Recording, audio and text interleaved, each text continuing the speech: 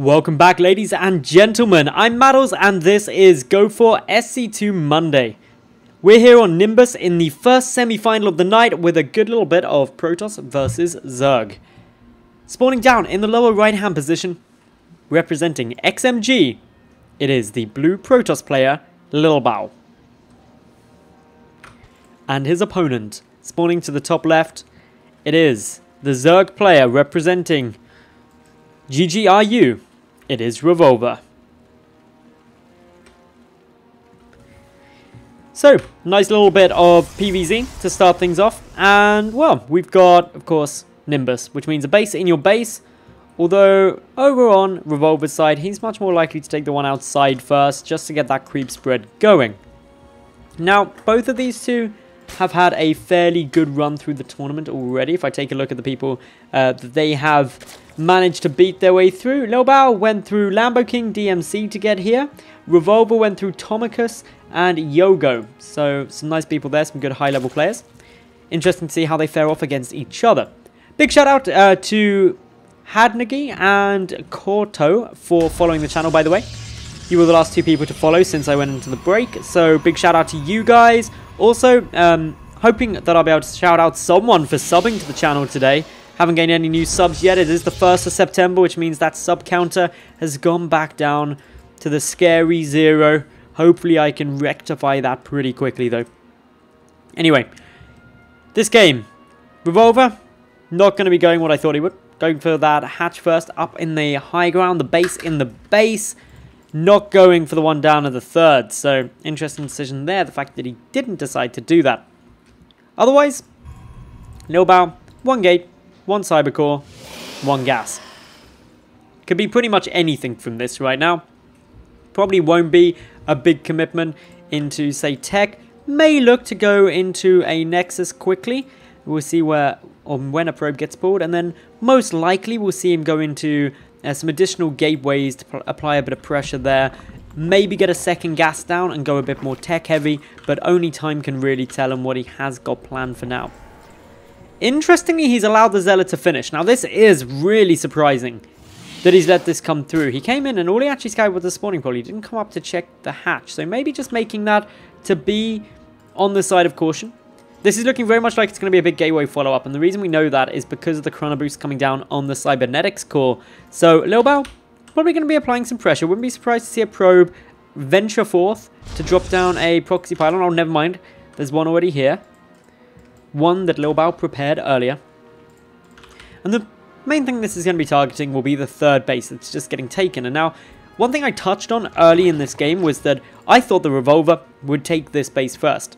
And the reason for that, while it's further away, it means that you can get creep spread up. That means you can get things like spine crawlers down at this third base.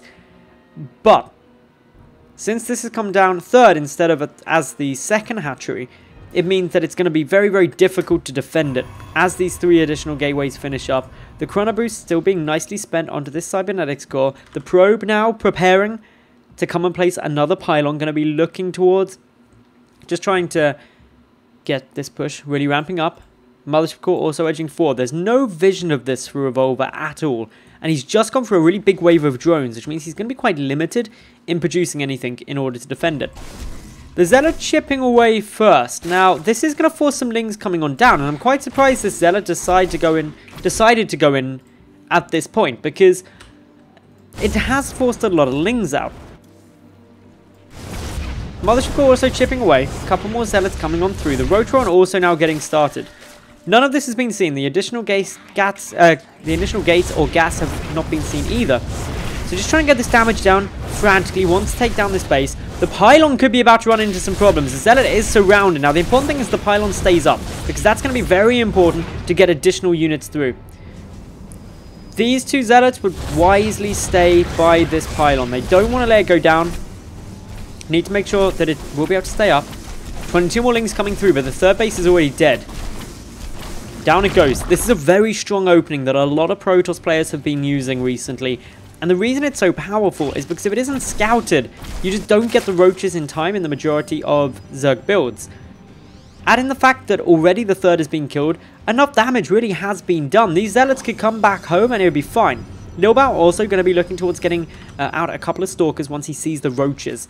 But for the moment, he's just making the Zealots, because up against the Lings, that's going to be more than enough to be able to deal with it. Not the greatest place to engage. The Roaches have now been seen. May see a couple of Stalkers come on through. Sentry actually getting pumped out first. That's an interesting choice. Good little position here. A few more Zealots also coming on in. Lilbow still got 250 gas there. Waiting to see what this Sentry is going to be used for. Time Warp could get thrown down by the Mothership Core. That would allow these Zealots to close up more of a distance. One Force Field, minimizing the surface area that these units can get. Good little split of units here. Just 2 Zealots chasing down that Roach. The Roach count not particularly high at the moment.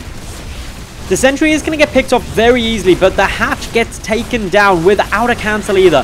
That is surprisingly cost effective now for Lilbow. Revoler not getting that cancel down is going to be devastating for him. Really is a big hit to the mineral count. The Roaches, though, should finally be able to clear this out. But if we look at the resources lost, Lilbow was more cost efficient. And of course, behind this, he can continue on however he may choose. Going to be able to pick up an Overlord here. Is adding in a Forge as well. No sign of any robotics facility or Twilight Council in terms of tech yet. But economically speaking, Lilbow is in an amazing position. He's on 2 bases. Revolver's on 2 bases. And that means that Revolver has a much worse footing going into the mid-game. As a Zerg player, of course, you always want to be at least 1 base up on a Terran or Protoss opponent. And so, getting this position basically just means the Lilbow's in a strong spot. He's adding in the +1 now, so he is going to be going quite upgrade heavy. Wouldn't be at all surprised to see him just take down this 3rd, as he is now doing. And just looking to pump out a few more gateways to play it safe. You should see some tech relatively soon, probably a robotic facility. Potentially we'll see a good little follow-up with a lot more gateways as well. But ultimately, Revolver, he's just so far on the back foot. The lack of that 3rd base still is just going to be so painful for him. He doesn't have the income. More importantly, maybe he doesn't have the production in order to really deal with that. And as every Zerg player will know, anyone who watches a lot of StarCraft will know that as a Zerg, by 10 minutes, you want to be up at sort of 70 plus workers, not sitting at around the 50 mark, unless you have something specifically planned for it.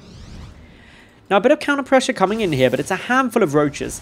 There's Sentries and Stalkers here. There's not really much opportunity for them to dish out a particularly large amount of damage, if any at all.